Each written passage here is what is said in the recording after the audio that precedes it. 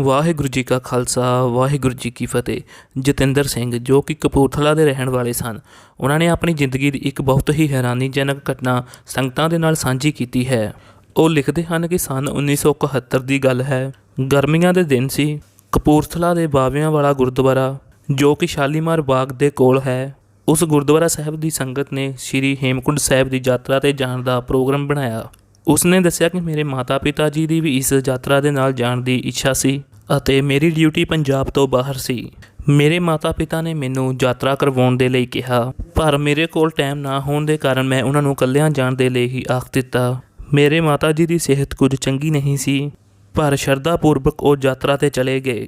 ਜਦੋਂ ਸਾਰੀ ਸੰਗਤ ਹੇਮਕੁੰਟ ਸਾਹਿਬ ਪਹੁੰਚੀ, ਸਾਰੀ ਸੰਗਤ ਨੇ ਸੋਟੀਆਂ ਫੜ ਕੇ ਚੜ੍ਹਾਈ ਚੜ੍ਹਨੀ ਸ਼ੁਰੂ ਕਰ ਦਿੱਤੀ ਅਤੇ ਮੇਰੇ ਮਾਤਾ ਪਿਤਾ ਵੀ ਹੌਲੀ ਹੌਲੀ ਚੱਲਦੇ ਰਹੇ। ਉਸਨੇ ਦੱਸਿਆ ਕਿ ਮੇਰੇ ਮਾਤਾ ਜੀ ਕੁਝ ਕੁ ਦੂਰੀ ਤੈਅ ਕਰਕੇ ਥੱਕ ਗਏ ਅਤੇ ਉਹ ਇੱਕ ਉੱਥੇ ਪੱਥਰ ਦਾ ਸਹਾਰਾ ਲੈ ਕੇ ਬੈਠ ਗਏ ਅਤੇ ਉਹਨਾਂ ਨੇ ਮੇਰੇ ਪਿਤਾ ਜੀ ਨੂੰ ਕਿਹਾ ਕਿ ਤੁਸੀਂ ਅੱਗੇ ਜਾਓ, ਮੈਂ ਮਗਰ ਮਗਰ ਆਉਂਦੀ ਹਾਂ।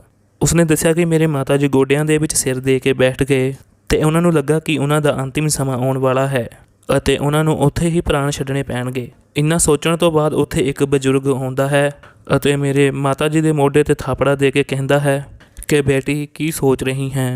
ਤਾਂ ਮੇਰੇ ਮਾਤਾ ਜੀ ਜਵਾਬ ਦਿੰਦੇ ਹਨ ਕਿ ਬਾਬਾ ਜੀ, ਮੈਂ ਥੱਕ ਚੁੱਕੀ ਹਾਂ, ਅੱਗੇ ਦਾ ਸਫ਼ਰ ਮੈਂ ਨਹੀਂ ਤੈਅ ਕਰ ਸਕਦੀ। ਤਾਂ ਉਹ ਬਜ਼ੁਰਗ ਕਹਿੰਦਾ ਹੈ ਕਿ ਨਹੀਂ ਬੇਟੀ, ਇਸ ਤਰ੍ਹਾਂ ਕੁਝ ਵੀ ਨਹੀਂ ਹੈ, ਤੇਰੇ ਵਿੱਚ ਬਹੁਤ ਹਿੰਮਤ ਹੈ, ਤੂੰ ਹੁਣ ਉੱਠ ਤੇ ਚੱਲ ਤੇ ਸਾਰਿਆਂ ਦੇ ਨਾਲ ਰਲ ਜਾਵੇਂਗੀ। ਉਸ ਬਜ਼ੁਰਗ ਨੇ ਉਹਨਾਂ ਨੂੰ ਥਾਪੜਾ ਦਿੱਤਾ ਅਤੇ ਮੇਰੀ ਮਾਤਾ ਜੀ ਨੇ ਉਹਨਾਂ ਦਾ ਧੰਨਵਾਦ ਕੀਤਾ ਅਤੇ ਫਿਰ ਮਾਤਾ ਜੀ ਕਹਿਣ ਲੱਗੇ ਕਿ ਉਹ ਬਜ਼ੁਰਗ ਪਤਾ ਨਹੀਂ ਭੀੜ ਦੇ ਵਿੱਚ ਕਿੱਥੇ ਚਲਾ ਗਿਆ। ਮੇਰੇ ਮਾਤਾ ਜੀ ਦੱਸਦੇ ਹਨ ਕਿ ਉਹਨਾਂ ਦੇ ਵਿੱਚ ਇੱਕ ਅਲੱਗ ਜਿਹੀ ਸ਼ਕਤੀ ਆ ਗਈ ਸੀ ਅਤੇ ਉਹ ਜਲਦੀ ਜਲਦੀ ਚੜ੍ਹਾਈ ਚੜ੍ਹਨ ਲੱਗੇ ਅਤੇ ਉਹ ਜਲਦੀ ਹੀ ਕਪੂਰਥਲੇ ਵਾਲੀ ਸੰਗਤ ਦੇ ਨਾਲ ਰਲ ਗਏ। ਸਾਰੇ ਲੋਕ ਹੈਰਾਨ ਸਨ ਕਿ ਮੇਰੀ ਮਾਤਾ ਜੀ ਨੇ ਇੰਨੀ ਜਲਦੀ ਚੜ੍ਹਾਈ ਕਿਵੇਂ ਚੜ੍ਹ ਲਈ। ਮੇਰੀ ਮਾਤਾ ਜੀ ਦਾ ਮੰਨਣਾ ਹੈ ਕਿ ਉਹ ਬਜ਼ੁਰਗ ਕੋਈ ਰੱਬੀ ਰੂਪ ਸੀ। ਫਿਰ ਮੇਰੇ ਮਾਤਾ ਪਿਤਾ ਚੜ੍ਹਾਈ ਚੜ੍ਹਦੇ ਰਹੇ ਅਤੇ ਰਸਤੇ ਦੇ ਵਿੱਚ ਹੋਰਨਾਂ ਸੰਗਤਾਂ ਦੇ ਨਾਲ ਵੀ ਮੇਲ ਮਿਲਾਪ ਹੋਇਆ। ਫਿਰ ਮੇਰੇ ਪਿਤਾ ਜੀ ਨੇ ਇੱਕ ਆਪਣੀ ਸੋਟੀ ਮਹਾਰਾਸ਼ਟਰ ਦੇ ਬਜ਼ੁਰਗ ਜੋੜੇ ਨੂੰ ਦੇ ਦਿੱਤੀ। ਇਹ ਸਭ ਕੁਝ ਮੁੰਬਈ ਦਾ ਰਹਿਣ ਵਾਲਾ ਸੁਰਿੰਦਰ ਸਿੰਘ ਦੇਖ ਰਿਹਾ ਸੀ। ਉਹ ਮੇਰੇ ਮਾਤਾ ਪਿਤਾ ਦੇ ਕੋਲ ਆਇਆ ਅਤੇ ਆ ਕੇ ਕਹਿਣ ਲੱਗਾ, ਉਹਨਾਂ ਨੇ ਪਿਤਾ ਜੀ ਦੀ ਤਾਰੀਫ ਕੀਤੀ ਅਤੇ ਕਿਹਾ ਕਿ ਤੁਸੀਂ ਲੋੜਵੰਦ ਨੂੰ ਆਪਣੀ ਸੋਟੀ ਦੇ ਕੇ ਯਾਤਰਾ ਦਾ ਫਲ ਦੁੱਗਣਾ ਕਰ ਲਿਆ ਹੈ। ਫਿਰ ਸੁਰਿੰਦਰ ਸਿੰਘ ਪੂਰੀ ਯਾਤਰਾ ਦੇ ਵਿੱਚ ਮੇਰੇ ਮਾਤਾ ਪਿਤਾ ਦੇ ਨਾਲ ਹੀ ਰਿਹਾ ਅਤੇ ਮੇਰੇ ਮਾਤਾ ਪਿਤਾ ਦੀ ਹਰ ਲੋੜ ਦੇ ਵਿੱਚ ਸੇਵਾ ਕਰਦਾ ਰਿਹਾ। ਸਰੋਵਰ ਵਿੱਚ ਨਹਾਉਣ ਲੱਗੇ, ਕੱਪੜਿਆਂ ਦੀ ਨਿਗਰਾਨੀ, ਕੜਾਹ ਪ੍ਰਸ਼ਾਦ ਦੀ ਦੇਗ ਲੈ ਕੇ ਆਉਣਾ ਅਤੇ ਲੰਗਰ ਦਾ ਪ੍ਰਬੰਧ ਕਰਨਾ ਆਦਿ। ਯਾਤਰਾ ਤੋਂ ਵਾਪਸ ਆਉਂਦੇ ਸਮੇਂ ਉਸਨੇ ਮੇਰੇ ਮਾਤਾ ਪਿਤਾ ਨੂੰ ਬੇਨਤੀ ਕੀਤੀ ਕਿ 3 ਮਹੀਨਿਆਂ ਬਾਅਦ ਮੇਰੀ ਭੈਣ ਦੀ ਸ਼ਾਦੀ ਹੈ, ਤੁਸੀਂ ਉਸ ਸ਼ਾਦੀ ਵਿੱਚ ਜ਼ਰੂਰ ਦਸਤਖਤ ਦੇਣੀ ਹੈ। ਉਸਨੇ ਜਲਦੀ ਦੇ ਨਾਲ ਆਪਣੀ ਜੇਬ ਦੇ ਵਿੱਚੋਂ ਇੱਕ ਕਾਗਜ਼ ਕੱਢਿਆ ਅਤੇ ਉਸ ਕਾਗਜ਼ ਦੇ ਉੱਪਰ ਆਪਣੇ ਘਰ ਦਾ ਐਡਰੈਸ ਲਿਖ ਦਿੱਤਾ ਅਤੇ ਕਿਹਾ ਕਿ ਇਸ ਨੂੰ ਸੰਭਾਲ ਕੇ ਰੱਖਣਾ ਅਤੇ ਜ਼ਰੂਰ ਆਉਣਾ ਹੈ। ਥੋੜ੍ਹੀ ਦੇਰ ਬਾਅਦ ਹੀ ਉਹ ਸੰਗਤ ਦੀ ਭੀੜ ਵਿੱਚ ਮੇਰੇ ਮਾਤਾ ਪਿਤਾ ਤੋਂ ਅਲੱਗ ਹੋ ਗਿਆ। ਕਪੂਰਥਲਾ ਪਹੁੰਚ ਕੇ ਮੇਰੇ ਪਿਤਾ ਜੀ ਨੇ ਮੈਨੂੰ ਚਿੱਠੀ ਲਿਖੀ। ਉਦੋਂ ਮੇਰੀ ਡਿਊਟੀ ਸ਼ਿਮਲਾ ਦੇ ਵਿੱਚ ਹੁੰਦੀ ਸੀ।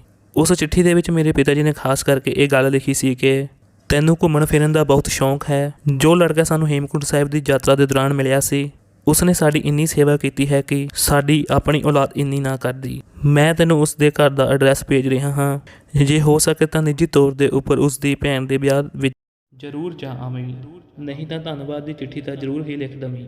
ਮੈਂ ਹਫ਼ਤੇ ਬਾਅਦ ਮੁੰਬਈ ਚਿੱਠੀ ਲਿਖੀ, ਸੁਰਿੰਦਰ ਸਿੰਘ ਦਾ ਧੰਨਵਾਦ ਕੀਤਾ ਅਤੇ ਸ਼ਾਦੀ ਵਿੱਚ ਆਉਣ ਦਾ ਪੱਕਾ ਵਾਅਦਾ ਕਰ ਲਿਆ। ਕੁਝ 20-25 ਦਿਨਾਂ ਬਾਅਦ ਮੇਰੀ ਚਿੱਠੀ ਦਾ ਜਵਾਬ ਮੁੰਬਈ ਵਿੱਚੋਂ ਆਇਆ। ਮੈਂ ਖੁਸ਼ੀ ਦੇ ਨਾਲ ਉਹ ਚਿੱਠੀ ਖੋਲ੍ਹੀ। ਜਵਾਬੀ ਚਿੱਠੀ ਸੁਰਿੰਦਰ ਸਿੰਘ ਦੇ ਪਿਤਾ ਦੀ ਸੀ। ਉਸ ਦਾ ਪਿਤਾ ਲਿਖਦਾ ਹੈ ਕਿ ਮਾਣਯੋਗ ਜਤਿੰਦਰ ਸਿੰਘ ਜੀ, ਤੁਹਾਡੀ ਚਿੱਠੀ ਮਿਲੀ, ਪੜ੍ਹ ਕੇ ਜਿੰਨੀ ਖੁਸ਼ੀ ਹੋਈ ਉਸ ਤੋਂ ਕਈ ਜ਼ਿਆਦਾ ਗੁਣਾ ਮੈਨੂੰ ਦੁੱਖ ਵੀ ਹੋਇਆ। ਸਾਨੂੰ ਇਹ ਦੱਸਦਿਆਂ ਬੜਾ ਹੀ ਦੁੱਖ ਹੋ ਰਿਹਾ ਹੈ। ਤੁਸੀਂ ਜਿਹੜੇ ਸਾਡੇ ਪੁੱਤਰ ਦੀ ਤਾਰੀਫ ਕੀਤੀ ਹੈ, ਉਹ 10 ਸਾਲ ਪਹਿਲਾਂ ਇੱਕ ਐਕਸੀਡੈਂਟ ਦੇ ਦੌਰਾਨ ਇਸ ਦੁਨੀਆ ਨੂੰ ਛੱਡ ਕੇ ਜਾ ਚੁੱਕਾ ਸੀ। ਪਰ ਸਾਨੂੰ ਇੱਕ ਗੱਲ ਦੀ ਖੁਸ਼ੀ ਹੈ ਕਿ ਜੋ ਉਹ ਜਿਉਂਦੇ ਜੀ ਸੇਵਾ, ਗੁਰੂ ਘਰ ਦੀ ਸੇਵਾ ਅਤੇ ਸੰਗਤ ਦੀ ਸੇਵਾ ਨਹੀਂ ਕਰ ਸਕਿਆ, ਉਹ ਮਰਨ ਤੋਂ ਬਾਅਦ ਹੁਣ ਤੱਕ ਕਰ ਰਿਹਾ ਹੈ। ਵਾਹਿਗੁਰੂ ਜੀ ਕਾ ਖਾਲਸਾ, ਵਾਹਿਗੁਰੂ ਜੀ ਕੀ ਫਤਿਹ।